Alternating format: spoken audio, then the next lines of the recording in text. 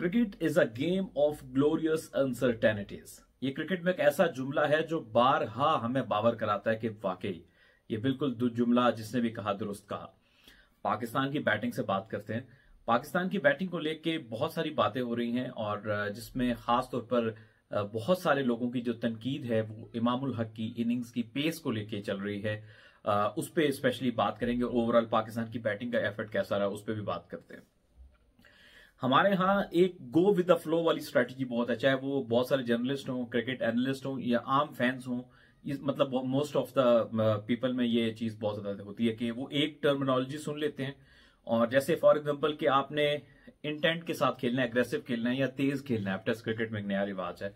ये बात तो उन्होंने सुन ली, लेकिन अब उनको बहुत से लोगों को ये नहीं पता होता कि ये बात फिट इन कहां कहां होगी। मतलब वो समझते हैं कि अब दुनिया जो मर्जी सिनेरियो हो ऐसा ही खेलना चाहिए हर प्लेयर को।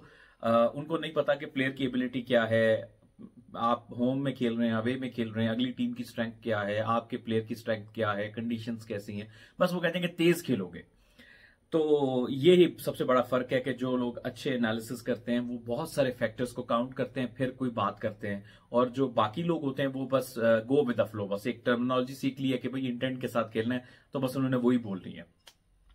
इमाम की इनिंग्स की थोड़ी सी बात करते हैं। सबसे पहले अब्दुल्ला शफीक ने बहुत अच्छा खेला और अनफॉर्चुनेटली जिस तरह से आउट हुआ वो अक्सर ऐसे ही आउट होता है स्पिनर पे चार्ज करते हुए। मेरा ख्याल है कि अच्छा प्लेयर जब 40 या उसके पास पहुंच जाए तो विकेट थ्रो नहीं करनी चाहिए, उसको एक बड़ी इनिंग्स में कन्वर्ट करनी चाहिए। अभी बहुत यंग है, आई होप आगे सीखेंगे।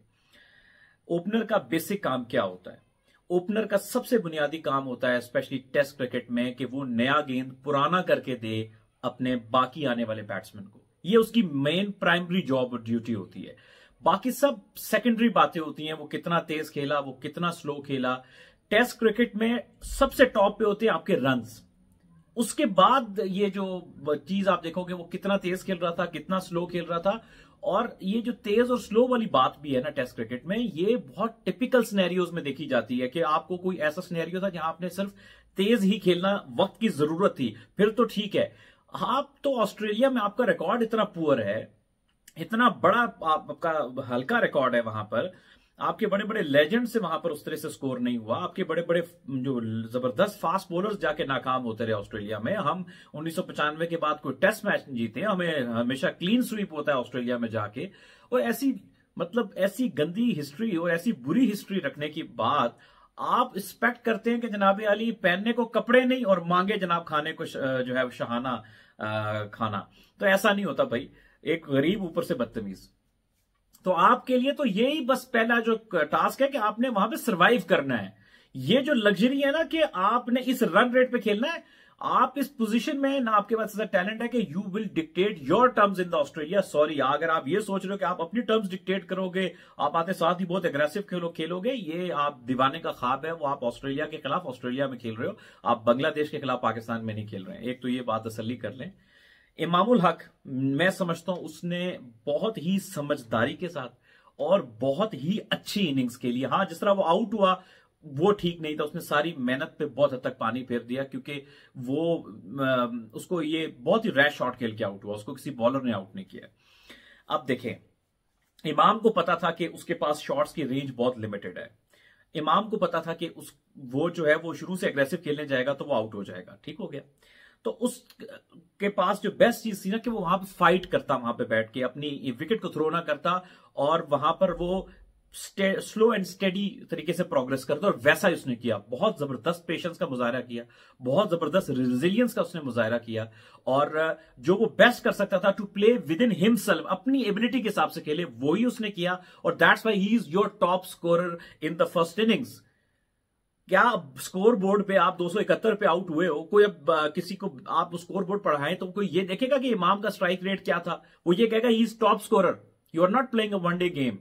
आप भले इमाम जितना स्लो बाकी भी खेल लेते तो कोई मसला नहीं होना था। आप उतने रब गेंदे खेल लेते ना, या उससे 100 भी गेंदे आप लोग खेल लेते तो आप पाकिस्तान ने 400 लगाया होना था और रन रेट का आपका कहीं भी डिस्कस नहीं होना। लोगों ने कहना very good effort that Pakistan have posted 400 score, लेकिन ऐसा नहीं हुआ।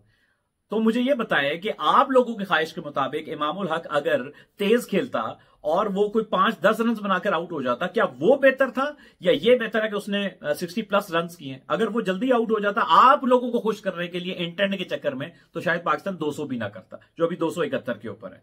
सो एक बात कि टेस्ट क्रिकेट में सबसे इंपॉर्टेंट आपके रन होते हैं, उसके बाद ये सेकेंडरी चीजें होती हैं। तो सिचुएशन की डिमांड के हिसाब से, उसकी एबिलिटी के हिसाब से उसने एब्सोल्युटली परफेक्ट क्रिकेट खेली है, उसने सर्वाइव किया है और उसकी बेस्ट इनिंग्स है तमाम तरह आपके जो बाकी बैट्समैन के मुकाबले में। अब देखिए, हम एक्सपेक्ट क्या कर रहे थे टेस्ट मैच से पहले कि इमाम स्ट्रगल करेगा, फौरन आउट हो जाएगा, मैं भी उनमें शामिल हूं, and I am also in that list.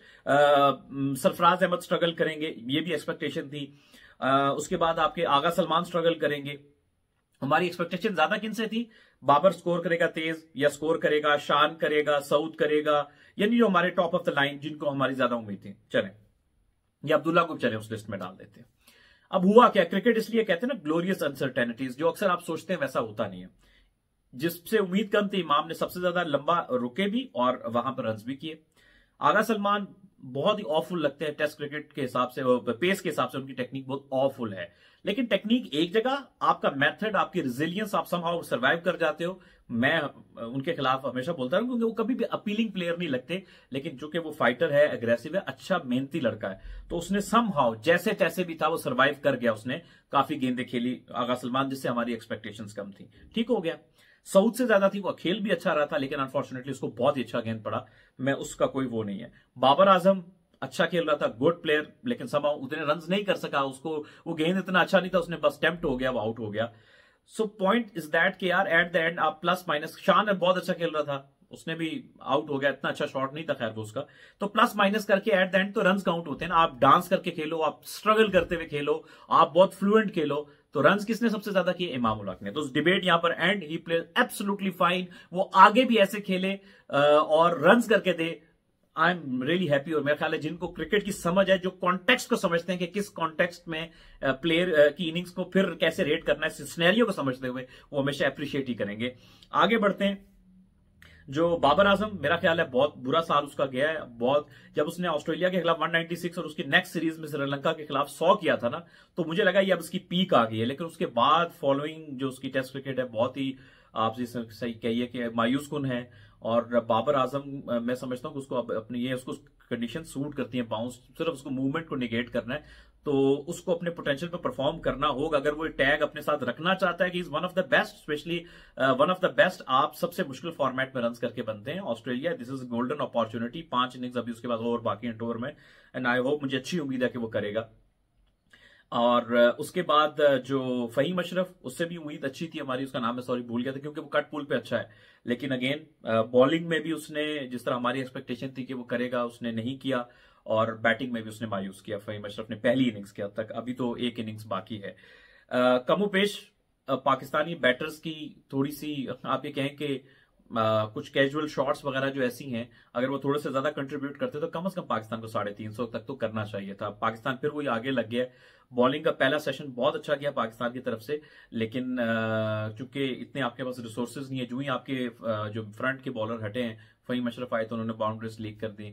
और आगा सलमान ने अपनी कैपेसिटी में रहकर बहुत अच्छी ऑफ स्पिन बॉलिंग की है, लेकिन अगेन वो जेन्युइन स्पिनर नहीं है, उनकी फिर भी एक लिमिटेशन है। मैं ये नहीं कहता कि साजिद बहुत बड़ा को कमाल करेंगे, लेकिन अगेन चले।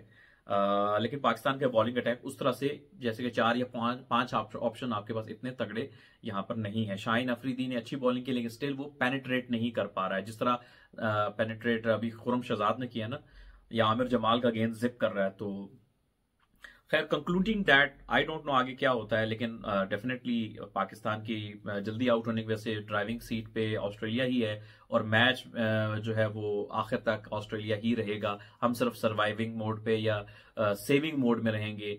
और आई होप सेकेंड इनिंग्स में पाकिस्तान बेहतर खेल का मुजाहरा करे। बात इसी नोट पर एंड करूंगा कि बहुत ही लिमिटेड वो क्रिकेट की सोच होती है जिसमें आप पहले से ज्यूम कर लेते हैं एक टर्मिनोलॉजी और उसको हर सिनेरियो में ऐसी ऑटोमेटिकली फिट करते हैं। इतनी आसान नहीं होती क्रिकेट, हर जो आपको सिनेरियो चेक करना पड़ता है, उसके हिसाब से एनालिसिस करना पड़ता है। और फिर बात रही सरफराज अहमद की, मुझे कई लोग कह रहे थे आप यार सरफराज अहमद की बड़ी साइड लेते हैं, तो आप असल में किसी को फॉलो सही नहीं करते, आप एक ट्वीट पे बंदे के पूरे ऊपर एक बयान दे देते हैं। अगर आप मेरे एक महीने के ट्वीट निकालोगे, मैं रिजवान को भी सपोर्ट कर रहा हूँ, मैं बाबर को भी कर रहा हूँ, मैं सरफराज को भी कर रहा हूँ, और इवन इन सब पे मैं तनकीद भी कर रहा हूँ। तो मेरी कोशिश होती है कि मेरिट के ऊपर बात करूं।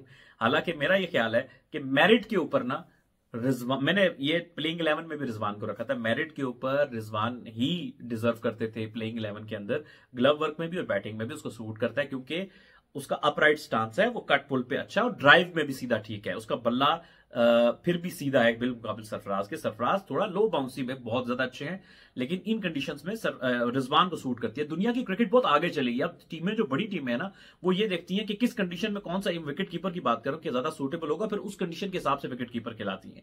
ये एक बड़े एवरेज बंदे की सोच होती है जी, वो पिछली सीरीज में मैन ऑफ द सीरीज थे या उससे पिछली सीरीज में मैन ऑफ द सीरीज थे, तो वो किन कंडीशंस में थी वो भी देख लीजिए, और ये किन कंडीशंस में खेल रहे हैं, तो हमेशा कंडीशंस को देखें कि इस हिसाब से कौन ज्यादा सूटेबल है। तो मेरा ख्याल है कि ये बड़े, और जर्नलिस्ट भी ऐसे करते हैं यार, आप क्या इतनी गेम कवर करते हो, इतनी गेम देखते हो, उसके बाद भी आप ऐसे कमेंट कर रहे हो। आई एम सॉरी टू से यार, या तो आप बायस्ड हो या आपको अपनी क्रिकेट का सेंस थोड़ा सा मतलब ऊपर करने की जरूरत है। लॉजिक दो, अपनी अच्छी लॉजिक दो। ये है ना कि जी पिछली सीरीज में ये वो इमरान खान ने एजाज फकी को 100 के बाद अगले मैच में बिठा दिया, क्योंकि वो कंडीशन सूट नहीं करती थी। आजकल के जर्नलिस्ट होते तो ये उतना भी कहना था, बल्कि उस वक्त भी कितनों ने कहा होगा, उस वक्त अवेयरनेस भी कम होगी, वो यार पिछले में 100 के अगले में बिठा दिया, क्योंकि इमरान खान था ना, उसको पता था कि आगे क्या कंडीशन है, पिछले मैच में क्या सिलसिला था। खैर, टू कंक्लूडिंग दैट, थोड़ा मजा आया है, थोड़ा, यानी पहले तो 2019 में तो बिल्कुल ही फारिग टीम थी ना, बिल्कुल ही फारिग टीम थी। थोड़ा कहीं ना कहीं कॉन्टेस्ट नजर आया, जिस तरह आज 2 आपने जल्दी आउट कर दिए। बैटिंग में मैं एक्सपेक्ट बेहतर कर रहा था, टू बी वेरी ऑनेस्ट। हमारी बैटिंग ज्यादा सेटल्ड है बिल मुकाबिल बॉलिंग के।